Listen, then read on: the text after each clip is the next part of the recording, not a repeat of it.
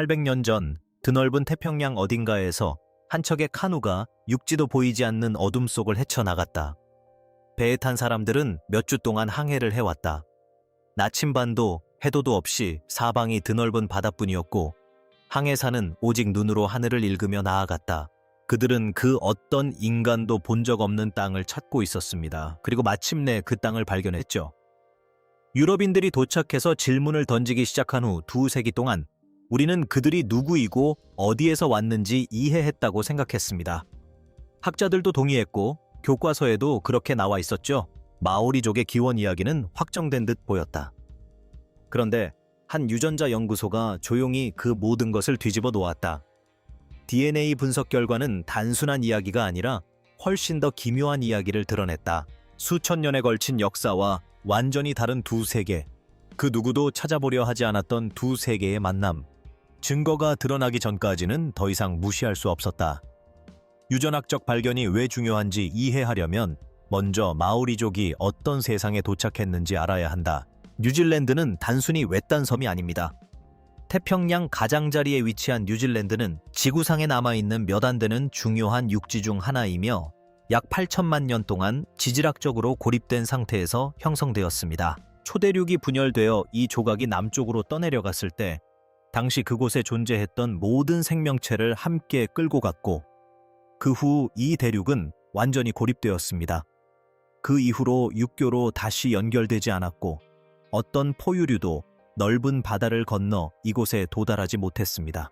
수천만 년 동안 이 섬들은 완전히 독자적인 방식으로 진화해왔습니다. 지구상의 다른 곳에서 포유류가 차지하는 생태적 공간을 채운 것은 바로 새들이었습니다.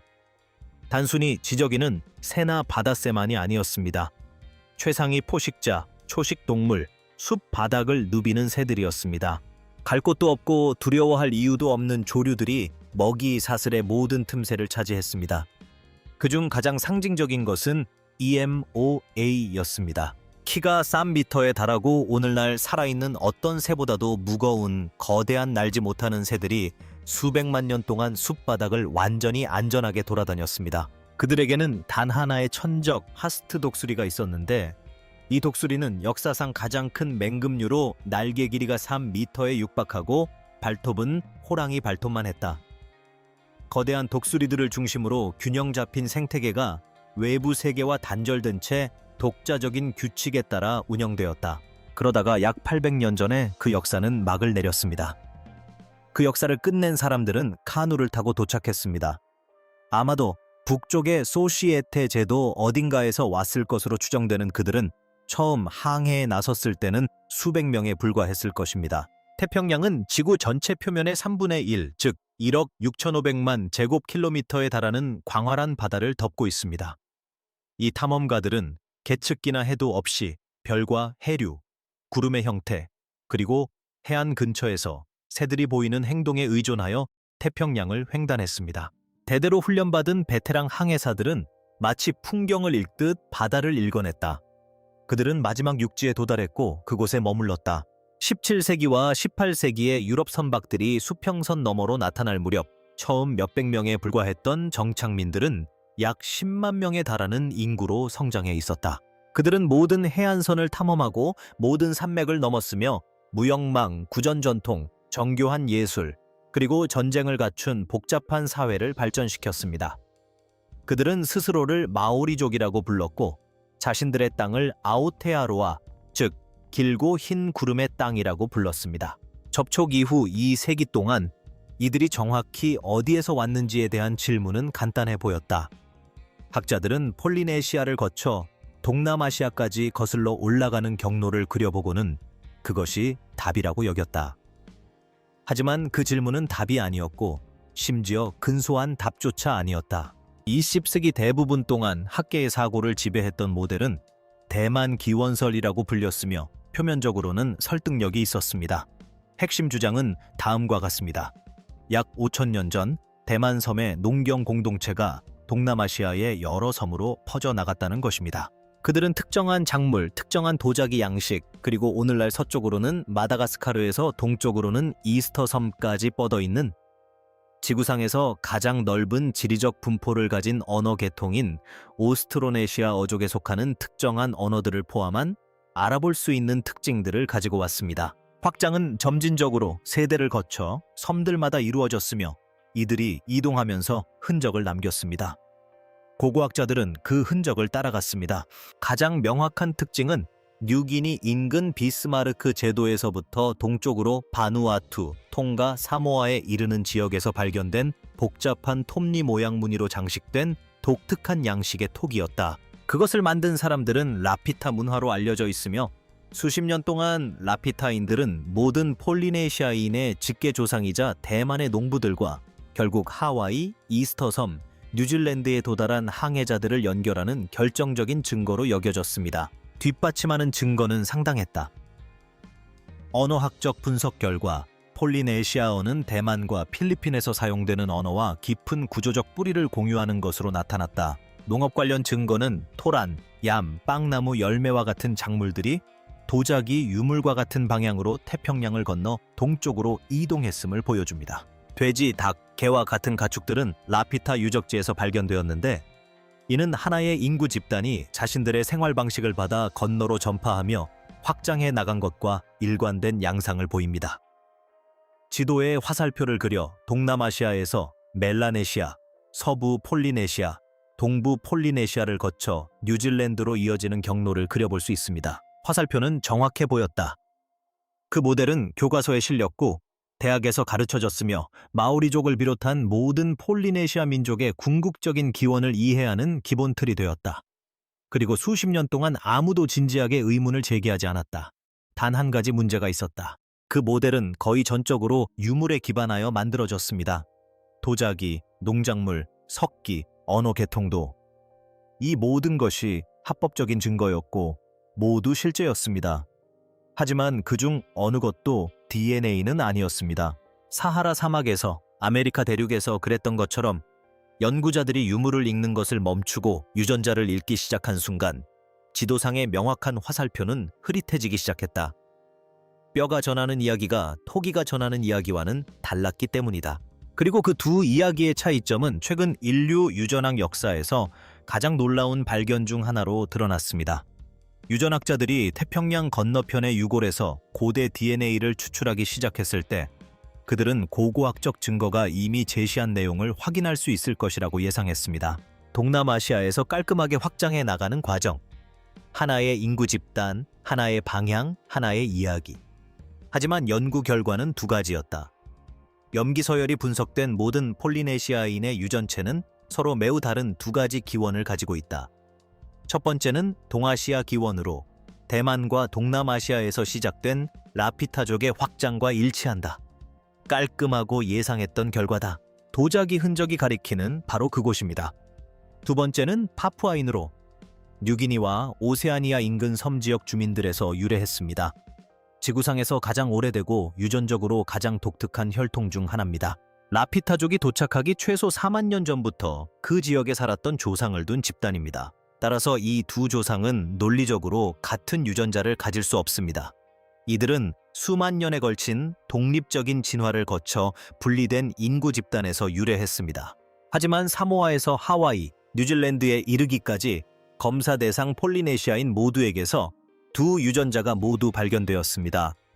특히 마오리족의 경우 파푸아인 혈통은 흔적이 아니라 전체 유전자의 상당 부분을 차지합니다. 처음에는 이를 후기 혼혈의 결과로 설명하려는 경향이 있었습니다. 폴리네시아 항해자들이 멜라네시아를 지나면서 파푸아인의 혈통을 점차 물려받았을지도 모릅니다. 동쪽으로 수세기에 걸쳐 접촉 사건들이 천천히 축적되었다. 그것이 깔끔한 설명이었을 것이다. 하지만 고대 DNA 분석 결과는 그것을 배제했다. 초기 폴리네시아인의 유골에서 유전자 염기 서열을 분석한 연구자들은 아시아와 파푸아 조상 유전자가 대규모 동쪽으로의 확장이 시작되기 전에 이미 완전히 통합되었다는 사실을 발견했습니다. 이는 점진적인 혼합이 아니었습니다. 그것은 오세아니아 근처, 아마도 바누아투 제도나 그 주변 지역에서 폴리네시아 조상들이 태평양으로 항해를 떠나기 전에 일어난 시간적으로 압축된 하나의 특정한 사건 또는 일련의 사건들이었다. 두 세계가 한 곳에서 충돌한 것이다. 동아시아 농부들이 라피타 길을 따라 남쪽과 동쪽으로 이동했습니다. 고대 파푸아 수렵 채집인들은 4만 년 동안 오세아니아 인근에 거주해 왔습니다. 이들은 만나게 되었고 융합되었습니다. 그리고 그 융합의 후손들은 인류 역사상 가장 위대한 해양 항해사가 되었습니다. 마오리족은 바로 그들의 후손입니다. 대만에서 나온 순수한 혈통은 하나도 없습니다. 지구상에서 가장 뚜렷하게 구분되는 두 유전적 흐름이 만나 형성된 혼혈 인구입니다. 그들의 세포 속에는 뉴질랜드에 도달하기 훨씬 이전에 일어났던 만남의 기록이 담겨 있습니다. 태평양을 건너기 훨씬 이전, 이 모든 것이 기록되기 훨씬 이전. 도자기는 하나의 기원을 가리켰지만 유전자 분석은 두 가지 기원을 밝혀냈다. 그리고 이는 이야기의 전개 방식을 완전히 바꿔놓았다. 이제부터 이야기는 더욱 기묘해진다. 유전적 증거는 두 인구가 합쳐졌다는 사실뿐만 아니라 매우 특수하고도 불안한 이유로 인해 그 합병 과정이 고고학적 기록에서 거의 눈에 띄지 않았다는 사실까지 알려줍니다. 바누아투와 통가의 매장지에서 발굴된 가장 오래된 라피타족 유골은 약 3,000년 전의 것으로 추정되며 유전적으로 거의 전적으로 동아시아인의 특징을 보이고 파푸아인의 유전적 특징은 거의 나타나지 않습니다. 이들이 바로 독특한 토기를 만들었던 사람들입니다. 교과서에서 모든 폴리네시아인의 조상으로 지목된 사람들, 유전적으로 그들은 대만 기원설과 정확히 일치했습니다. 동남아시아에서 온 농부들이 동쪽으로 이동하면서 자신들의 문화를 전파했습니다. 그러다 불과 몇 세기 만에 어떤 일이 벌어졌습니다. 파푸아 혈통은 점진적으로 또는 접촉이 천천히 축적된 결과로 나타나는 것이 아니라 유전체 기록상으로는 마치 급격한 변화, 즉 비교적 짧은 시간 간격으로 확연히 구분되는 이전과 이후의 모습으로 나타난다. 태평양으로 진출하여 결국 폴리네시아에 도달한 인구 집단에 이르러서는 파푸아인 혈통이 상당 부분 축적되어 완전히 통합되어 있습니다. 이는 오세아니아 근처 어딘가에서 유입된 라피타족이 고고학적 흔적을 거의 남기지 않은 집단, 즉 특징적인 톡이나 기록에 남아있는 추적 가능한 물질 문화가 없는 집단과 마주쳤다는 것을 의미합니다. 우리는 그들의 후손의 유전자에서만 존재를 확인할 수 있는 집단을 유령 집단이라고 부릅니다. 과학자들은 이를 유령 집단이라고 부르는데 살아있는 사람과 고대인의 DNA 패턴에서 추론된 통계적 신호로만 데이터에 존재할 뿐 실제 유해는 확인된 적이 없는 집단입니다. 아주 최근까지 그 유령은 얼굴을 알 수 없었습니다. 하지만 멜라네시아 섬에서 새로 발견된 유골들이 그 상황을 바꾸기 시작했습니다. 이 지역의 매장지에서 복원된 고대 유전자들은 이들이 누구였는지에 대한 윤곽을 드러내기 시작했습니다. 라피타족의 도착과 아시아 본토 인구 모두와 크게 다르며 뉴기니의 고대 주민들과 관련이 있지만 구별되는 계통이다.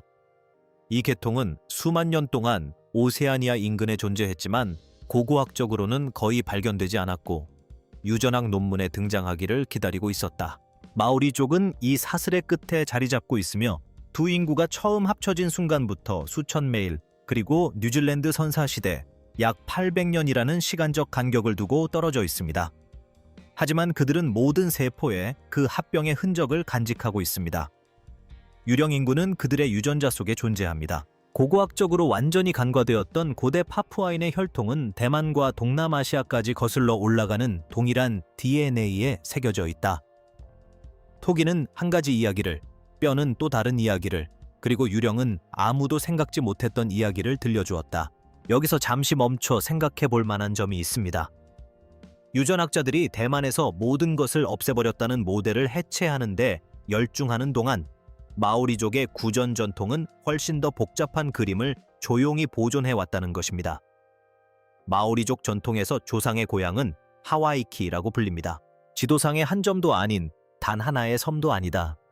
바다 건너 지리적 기원과 정신적 기원을 동시에 상징하는 의미가 겹겹이 쌓인 장소. 그 전통은 한 곳에서 시작된 깔끔한 이주를 묘사하지 않는다. 이는 항해, 여러 척의 카누, 여러 번의 횡단, 특정 출발점에 얽매이지 않고 넓은 바다를 가로지르는 움직임으로 정의되는 세상을 묘사합니다.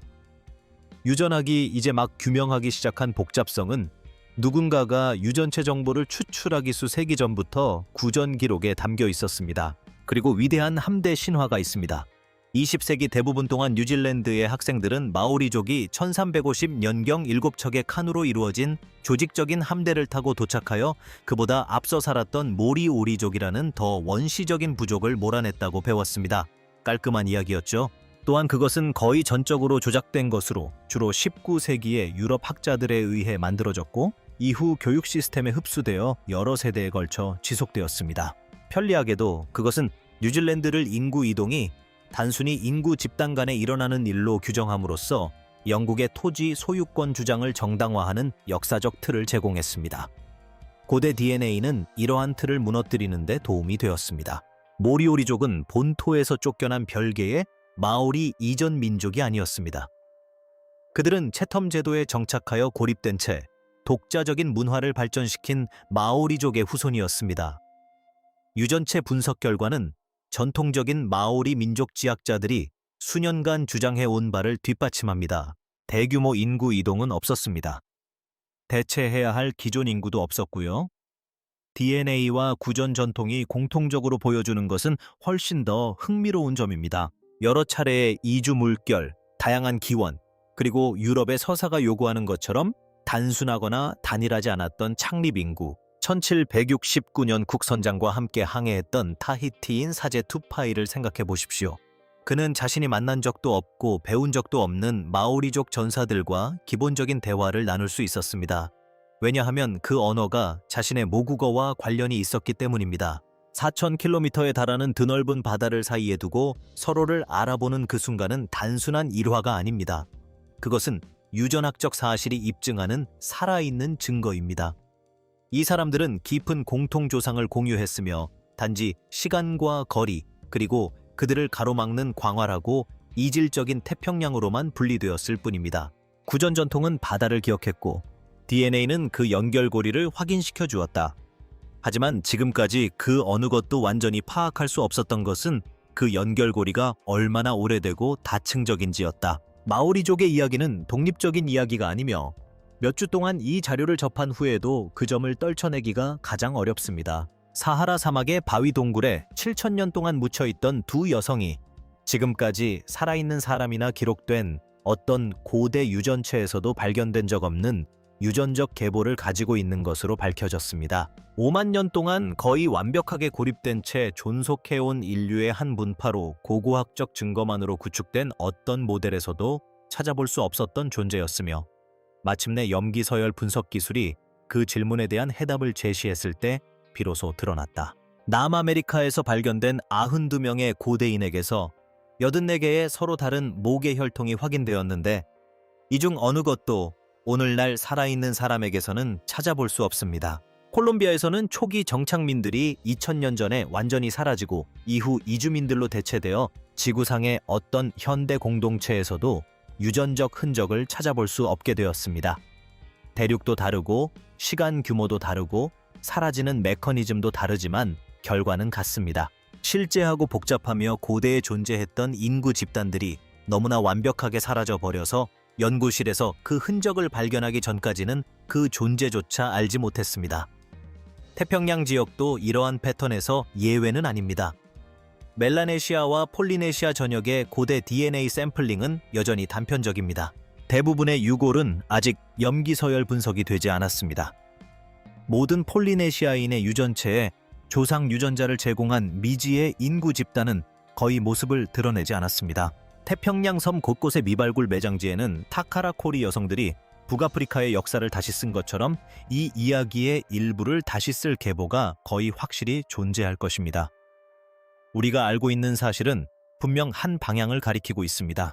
인류의 계보는 깔끔하게 정리된 도표가 아닙니다. 갈라지고 합쳐지고 다시 갈라지는 선들이 얽혀 있으며 그중 상당수는 후손 없이 끝나고 대부분은 표본 추출조차 되지 않았으며 일부는 보존 상태가 양호하고 연구팀이 우연히 발견했을 때만 복구할 수 있습니다. 초기 뉴질랜드 유적지에서 발견된 GDNA는 13세기경에 여러 차례의 식민화 물결이 있었음을 시사합니다. 한 번의 함대나 특정 시점이 아니라 유전적 복잡성이 아직 완전히 밝혀지지 않은 일련의 횡단이었음을 보여줍니다. 각각의 카누에는 초기 인구의 다양성 중 조금씩 다른 부분이 담겨 있었을 가능성이 있습니다. 그 다양성 중 얼마나 많은 부분이 현대 마오리족의 유전자에 남아 있을까요? EMOA, 멸종 이후 발생한 인구 감소로 인해 얼마나 많은 부분이 사라졌을까요? 이 질문들은 수사적인 질문이 아니라 열린 질문이며 답을 얻으려면 뉴질랜드 유골에서 추출한 고대 DNA가 필요합니다. 하지만 대부분의 경우 아직 시도조차 되지 않았습니다. 기술은 이미 존재하고 질문들도 이제 명확해졌습니다. 앞으로 어떤 일이 일어날지는 누군가 그 답을 찾기 위해 나설지에 달려 있습니다. 드넓은 바다 위의 칸으로 돌아가세요. 별을 읽는 항해사. 그는 자신의 피 속에 두 개의 고대 세계, 하나는 동남아시아의 농경지와 해안가에서 온 혈통이고 다른 하나는 그의 조상이 도착하기 4만 년 전부터 오세아니아 인근 섬에 살았던 사람들의 혈통이 흐르고 있다는 사실을 알지 못했다. 그는 오직 바다와 바람, 그리고 아직 보지 못한 목적지만을 알고 있었다. 마오리족은 우리가 생각했던 곳에서 온 것이 아니었지만 진실은 그 어떤 단순화보다 더 놀랍다. 나에게 남는 것은 DNA 검사가 제공한 답이 아니라 아직 묻지 않은 질문들의 규모이다. 발굴되지 않은 매장지, 염기서열 분석되지 않은 유전자. 누군가 조사에 나서는 순간 이 이야기를 다시 쓸지도 모르는 태평양 땅속에 묻힌 계보들. 카누는 여전히 그곳에 있지만 우리는 아직 찾지 못했을 뿐이다.